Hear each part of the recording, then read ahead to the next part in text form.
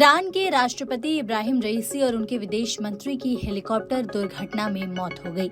हादसे के शिकार हुए हेलीकॉप्टर का मलबा मिल चुका है। ईरान के राष्ट्रपति के निधन पर पीएम मोदी ने भी शोक व्यक्त किया है। उन्होंने उनके परिजनों के प्रति संवेदना जताई है और ट्वीट कर लिखा, इस्लामी गणतंत्र ईरान के राष्ट्रपति डॉक्टर सैयद इब्राहिम रईसी के दुखद निधन से गहरा दुख और सदमा लगा है। भारत ईरान द्विपक्षीय संबंधों को मजबूत करने में उनके योगदान को हमेशा याद किया जाएगा। उनके परिवार और ईरान के लोगों के प्रति मेरी हार्दिक संवेदना है। दुख की इस घड़ी में भारत ईरान के साथ खड़ा है। ईरान के राष्ट्रपति इब्राहिम रईसी का हेलीकॉप्टर दुर्घटना में निधन हो जाने के बाद भारत को भी काफी गहरा दुख पहुंचा है। ईरान हमेशा से ही भारत का मजबूत रणनीतिक और ऊर्जा साझेदार रहा है और इसी साल इब्राहिम रईसी भारत भी आने वाले थे। ऐसे में ईरान के साथ साथ भारत के लिए भी ये चैलेंजिंग सिचुएशन है। बता दें, अजरबैजान से लौटते वक्त खराब मौसम की वजह से ये हादसा हुआ। खराब मौसम की वजह से हार्ड लैंडिंग हुई और हेलीकॉप्टर क्रैश हो गया। फिलहाल रेस्क्यू टीम को हेलीकॉप्टर का मलबा मिल गया है और इब्राहिम रईसी के निधन की भी पुष्टि हो चुकी है। इस वक्त पूरी दुनिया में इब्राहिम रईसी की मौत को लेकर दुख जताया जा रहा है और ईरान के भविष्य को लेकर चर्चा की जा रही है। ऐसे में हमारे लिए ये जानना जरूरी है कि सैयद इब्राहिम रईसी की मौत से भारत पर क्या असर पड़ेगा, क्योंकि उनके निधन से भारत को भी गहरा झटका लगा है। भारत के प्रति रईसी का रुख काफी सकारात्मक रहा था।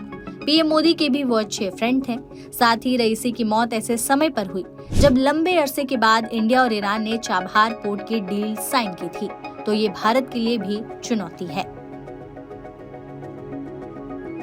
ईरान और भारत के रिश्तों की बात करें तो ईरान में करीब 5000 भारतीय रहते हैं, जिनमें से ज्यादातर व्यापारी और पढ़ाई करने वाले लोग हैं। रिपोर्ट्स के मुताबिक 2023-24 में भारत ने अब तक ईरान के साथ 21,000 करोड़ का कारोबार किया है। भारत ईरान को चाय, कॉफी और चीनी बड़ी मात्रा में एक्सपोर्ट करता है, तो वहीं ईरान भारत को पेट्रोलियम पदार्थ, मेवे जैसी चीजें इम्पोर्ट करता है। इसी साल भारत और ईरान के बीच चाबहार बंदरगाह को लेकर अंतिम समझौता भी हुआ था। चाबहार बंदरगाह की डील को फाइनल करने के लिए विदेश मंत्री एस जयशंकर ने कई बार ईरान का दौरा भी किया था। इस डील के बाद अगले 10 सालों तक चाबहार पोर्ट का संचालन अब भारत के पास रहेगा। डील से भारत को अफगानिस्तान और मध्य एशिया में व्यापार के लिए ये एक पहुंच देगा। इब्राहिम रईसी ने भारत के साथ इस डील को अंजाम तक पहुंचाने में बहुत ही महत्वपूर्ण भूमिका निभाई थी। लिहाजा भारत भी संकट की इस घड़ी में हर विपरीत परिस्थिति में ईरान के साथ खड़ा रहेगा।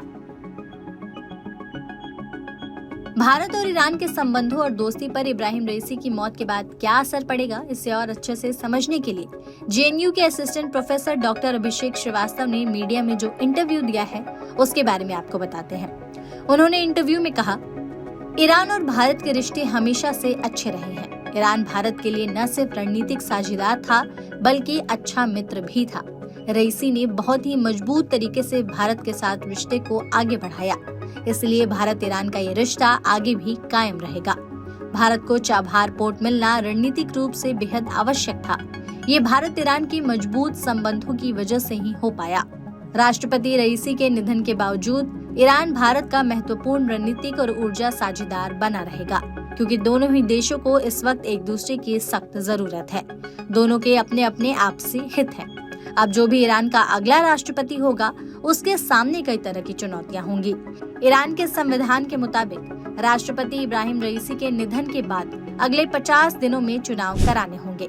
अब नए राष्ट्रपति पर बहुत कुछ निर्भर करेगा कि वो भारत ईरान के रिश्ते को आगे बढ़ाने के साथ साथ चुनौतीपूर्ण वैश्विक परिस्थितियों में अपनी विदेश नीति को किस तरह आगे बढ़ा पाते हैं।